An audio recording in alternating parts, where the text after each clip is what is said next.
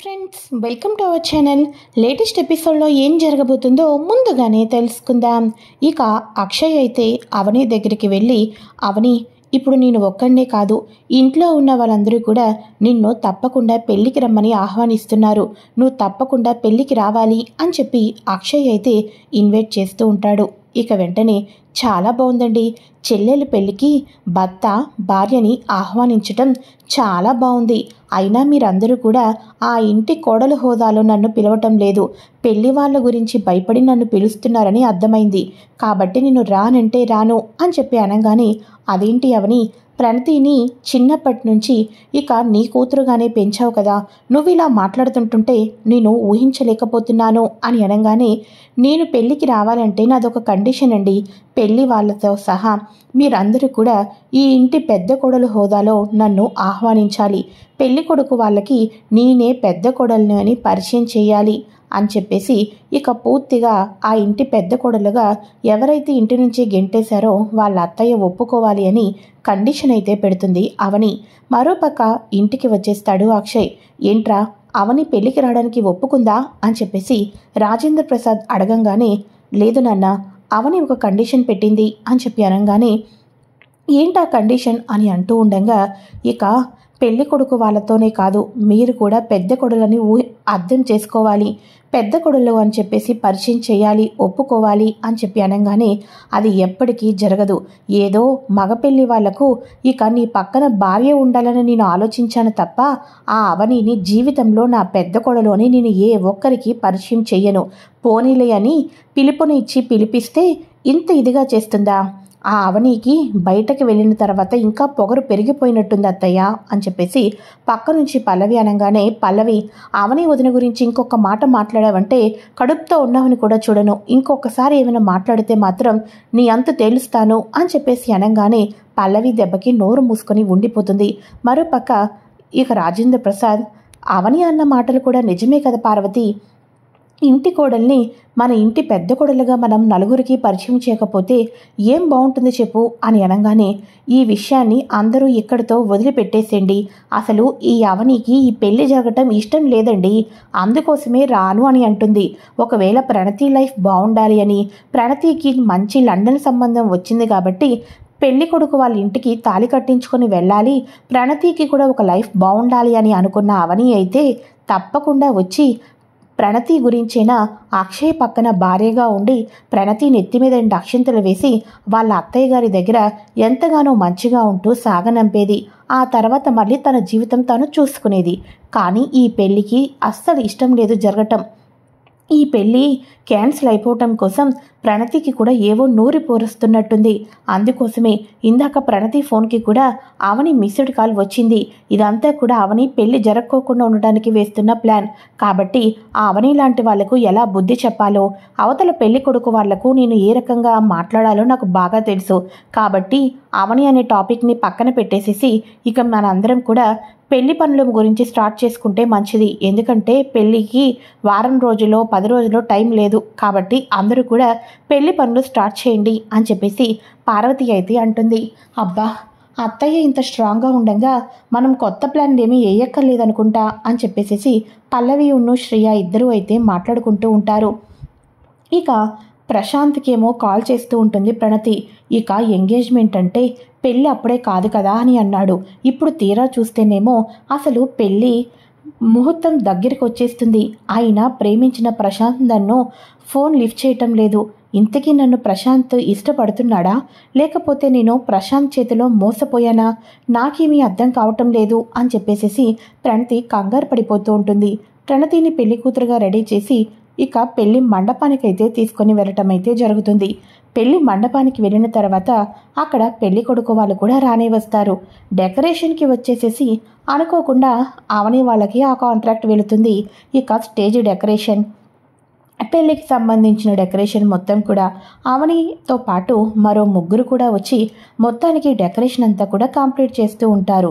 ఇక అప్పుడు అవని, ప్రణతి, ఏంటమ్మా పెళ్లి కూతురివి నువ్వు, నీ కళ్ళమ్మట ఆ కన్నీళ్ళేంటమ్మా అని చెప్పేసి అనగానే, వదినా నాకు ఈ పెళ్ళి ఇష్టం లేదు వదినా, ఈ పెళ్ళే గనక జరిగితే నేను చచ్చిపోవటానికైనా సిద్ధం వదినా అని చెప్పి అనగానే, ఏంటమ్మా అవని అలా మాట్లాడుతున్నావు అని అంటూ ఉంటే, నేను ప్రశాంత్ అనే అబ్బాయిని ప్రేమించాను, ఇప్పుడేమో ఆ అబ్బాయి ఫోన్ లిఫ్ట్ చేయటం లేదు, అలా అని ఇప్పుడు నేను ఇతన్ని పెళ్లి చేసుకుని లండన్ వెళ్ళటం కూడా నాకు ఇష్టం లేదు అని చెప్పేసి ప్రణతి అయితే చెప్తూ ఉంటుంది. ఇక వెంటనే అవనిని, ఏంటి ఈ ఫ్లవర్స్ డెకరేషన్ అని చెప్పేసేసి వంక పెట్టుకొని ఇక్కడికి వచ్చి నా కూతురికి ఏదో నూరి పోస్తున్నట్టున్నావు, శుభమా అని నా కూతురు పెళ్లి చేసుకుంటుంది, నీలాంటి వాళ్ళ నీడ పడకూడదు, పక్కకు తప్పుకో, రామ్మ ప్రణతి, అయినా నీకేంటి పని వాళ్ళతోటి ముచ్చట్లు అని చెప్పేసి పార్వతి తన కూతురిని తీసుకుని వెళ్ళి ముస్తాబు చేసి పీటల మీదైతే కూర్చోబెడుతుంది. మరోపక్క అవనికి ఈ విషయం గురించి డెసిషన్ తీసుకోవడానికి ఎక్కువ టైం కూడా లేదు, ఎందుకంటే ముహూర్తం దగ్గరకు వస్తుంది, ఇప్పుడు నేను ఏం చేయాలి, ఏం చేసి తీరాలి అని ఎంతగానో ఆలోచిస్తూ ఉన్న అవనికి ఒక ఐడియా అయితే వస్తుంది. ఒక ఐడియా రావటంతో ప్లాన్ని వర్కౌట్ చేసుకుంటుంది. అయితే ఇక పెళ్లి కొడుకు వాళ్ళు మొత్తానికి కూడా రెడీ అవ్వగానే ఇక వెంటనే అవనిని చూస్తారు. తనేంటి దగ్గరుండి పని చేపిస్తుంది, ఓహో ట్యూషన్ టీచర్ అయినప్పటికీ కూడా ఈ పెళ్లి బాధ్యతలను తాను కూడా తీసుకుందేమో అని చెప్పేసి అవతల వాళ్ళు పెళ్లి కొడుకు వాళ్ళ అమ్మా నాన్న వాళ్ళైతే అనుకుంటూ ఉంటారు. అయితే స్టేజ్ మీద ఉన్న మన ఆరాధ్య ఇక వెంటనే వాటర్ కావాలని చెప్పేసేసి, అమ్మా అమ్మా నాకు వాటర్ ఇవ్వా, దాహం వేస్తుందమ్మా అని చెప్పేసి అనగానే, అమ్మ ఆరాధ్య వాటర్ కావాలా, ఇదిగో అమ్మా ఇదిగో అని చెప్పేసేసి అంటూ ఉంటుంది. ఇక వెంటనే ఆరాధ్యకైతే వాటర్ ఇస్తుంది.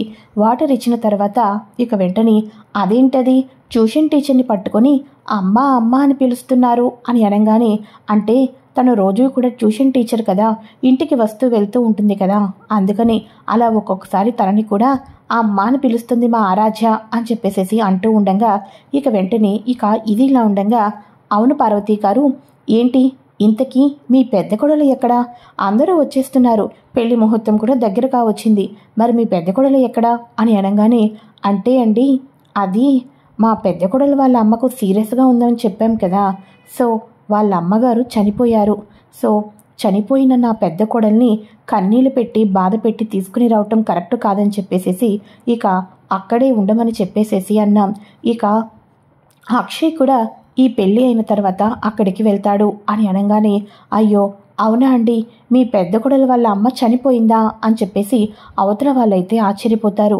ఇక వెంటనే పెళ్ళికి ఎంతకాలం టైం లేదు కదండి, ఆ అబ్బాయి లండన్ వెళ్ళిపోవాలి కదా, అందుకోసమే పెళ్ళికి మేము సింపుల్గా రెడీ అయ్యాం, సింపుల్గా కానిచ్చేద్దాం అనుకుంటున్నాం, లేకపోతే పెళ్ళిని క్యాన్సిల్ కూడా చేసేసి వాళ్ళం, తర్వాత మా పెద్ద కొడలు వచ్చాకే పెళ్లి చేసుకునే వాళ్ళం అని అనగానే, మీరనుకున్నది నిజమే, మేము కూడా దానికి ఓకే చేసేవాళ్ళం, కాకపోతే ఆ అబ్బాయి లండన్ వెళ్ళిపోవాలి కాబట్టి ఇక మన చేతుల్లో ఏమీ లేదు, సరే అయితే అని చెప్పేసి పంతులు గారు మీరు స్టార్ట్ చేయండి అని చెప్పేసి పార్వతి అనగానే, అమ్మయ్యా అవని గోల వదిలించుకున్నాను అని చెప్పేసి అనగానే ఇక అవని అనుకుంటూ ఉంటుంది, మా అమ్మ చనిపోయిందని అబద్ధం చెప్తారా అత్తయ్య, ఒక పక్క ప్రణతికి పెళ్ళే ఇష్టం లేదన్న విషయం తెలిస్తే మీరు ఏమవుతారో అని చెప్పేసి అనుకుంటూ ప్రణతికి కనుక 3 ముళ్ళు వేస్తే ప్రణతి మెడలో కనుక తాలిబొట్టు పడితే ప్రణతి చచ్చిపోవాలనుకుంటుంది అత్తయ్య, ప్రణతి ప్రాణాలని ఎలాగైనా కాపాడాలి, ఇక్కడ ఉన్న వాళ్ళందరూ నన్ను చెడ్డదానిగా చూసినా పర్వాలేదు, నలుగురు దృష్టిలోనూ కూడా నేను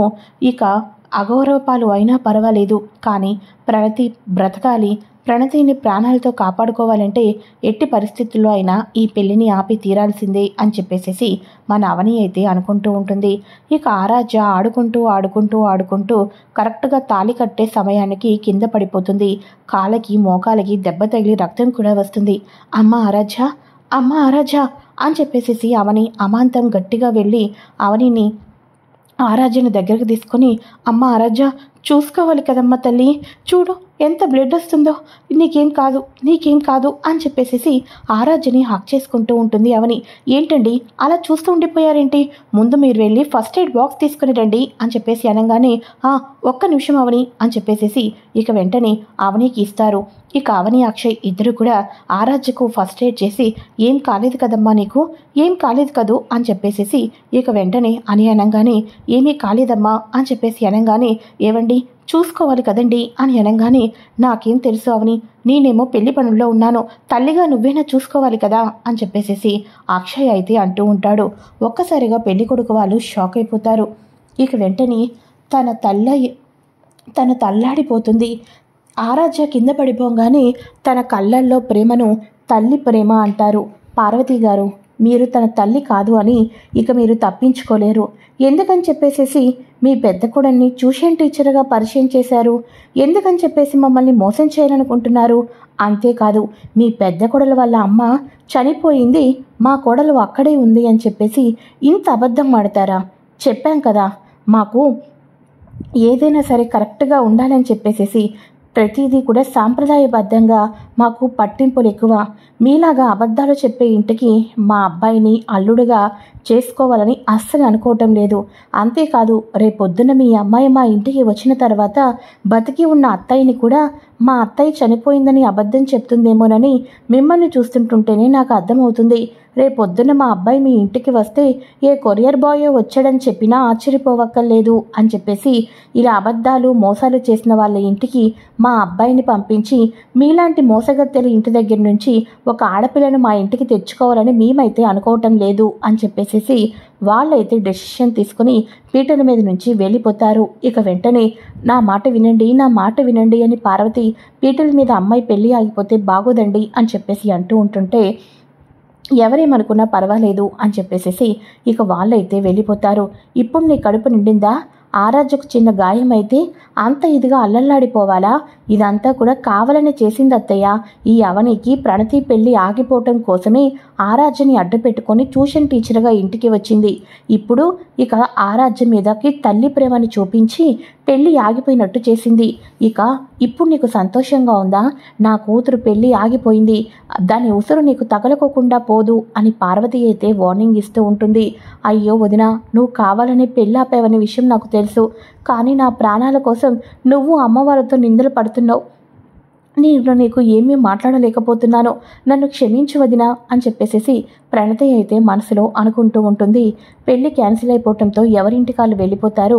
మొత్తానికి అయితే పెళ్లి ఆగిపోయింది కాబట్టి అవని మనసు అయితే కుదురపడుతుంది, తిరిగి ఇంటికైతే వచ్చేస్తుంది. ఇది ఫ్రెండ్స్ లేటెస్ట్ ఎపిసోడ్.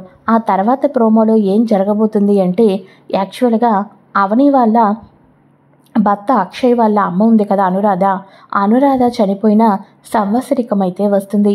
ఆ సంవత్సరికం ఇక దయాకర్ అక్షయ్ చేతుల మీదుగా జరిపించాలని చెప్పేసేసి ఇంతకాలం తన కొడుకుకి తన తల్లికి ఏ రోజు కూడా సంవత్సరికం చేయలేదు. ఒక తమ్ముడుగా అక్కకి నేనే చేసుకుంటూ వచ్చాను.